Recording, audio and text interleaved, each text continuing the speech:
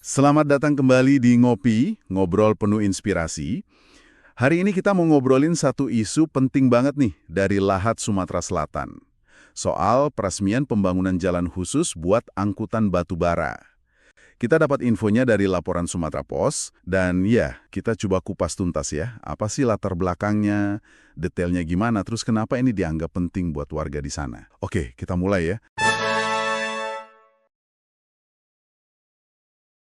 Jadi akar masalahnya ini kan udah lama banget ya, kayaknya 8 tahun gitu ya. Betul, 8 tahun warga di Kecamatan Merapi Timur itu udah ngeluh terus. Debu dari truk batu bara yang lewat jalan umum mereka kan. Iya, persis.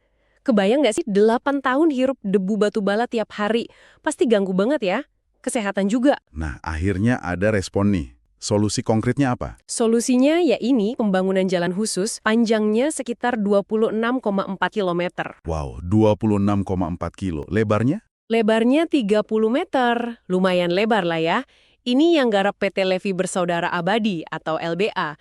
Tujuannya sih udah jelas banget ya, mau misahin total truk tambang dari jalan yang dipakai masyarakat, biar nggak campur lagi. Oke, jadi biar debunya nggak ke jalan umum lagi gitu ya. Nah, tapi ada yang menarik nih. Pas peresmian, Gubernur Sumsel Pak Herman Deru itu menekankan sesuatu. Oh, yang soal aspek kemanusiaan itu ya? Iya, betul.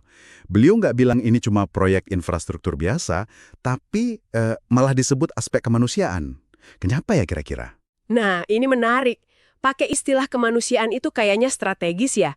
Jadi isunya bukan cuma teknis, tapi udah menyangkut moral, kesehatan orang banyak, masa depan. Jadi lebih dalam maknanya ya. Beliau juga nyinggung soal ISPU kan? Indeks Standar Pencemaran Udara. Iya, katanya di Merapi itu udah di atas ambang batas normal. Ini artinya, ya tingkat polusinya udah bahaya. Terutama buat pernafasan, apalagi anak-anak, orang tua. Wah, kalau udah di atas ambang batas berarti serius dong ya kondisinya. Makanya, terus beliau minta Dinas Lingkungan Hidup buat bagiin data ISPU itu ke publik.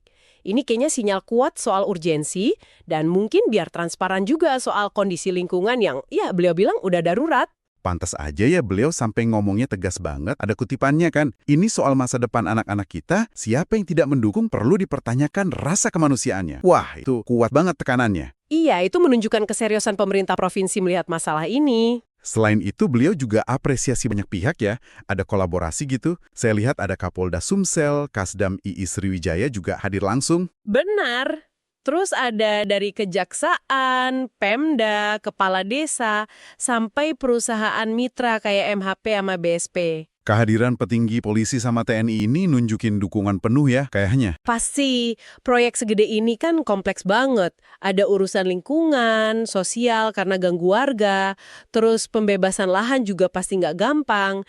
Jadi ya kolaborasi lintas sektor itu mutlak perlu, biar lancar. Kehadiran aparat keamanan juga mungkin buat mastiin prosesnya aman dan stabil di lapangan. Apalagi targetnya cepat juga ya. Bupati Lahat, Pak Bursazan Rubi, bilang land clearing udah selesai dan target jalannya jadi kapan? Paling lambat Januari 2026. Cukup ambisius sih, tapi kalau land clearing udah beres ya mungkin bisa tercapai. Oke, jadi intinya kata Pak Bupati, tujuannya ya biar masyarakat bisa pakai jalan negara dengan nyaman dan aman lagi. Nggak keganggu debu sama truk batu bara.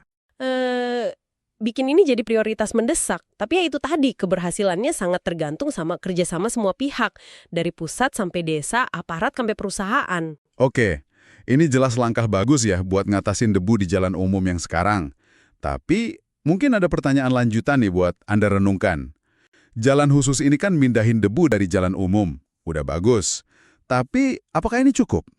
Atau jangan-jangan ini malah buka pertanyaan lain yang lebih gede? Maksudnya gimana tuh? Ya soal dampak keseluruhan dari aktivitas tambang batu baranya itu sendiri. Di hulunya, di wilayah Lahat secara luas, gimana dampak lingkungan dan sosialnya secara total? Ya juga ya. Itu pertanyaan penting buat dipikirin ke depannya. Dampak jangka panjangnya gimana? Nah, mungkin itu bisa jadi bahan obrolan kita nanti ya. Oke deh, sampai di sini dulu obrolan kita. Sampai jumpa lagi di pembahasan selanjutnya. Kalau ada ide yang mau kita bahas selanjutnya, silahkan komen ya. Tetap di Ngopi. Ngobrol penuh inspirasi.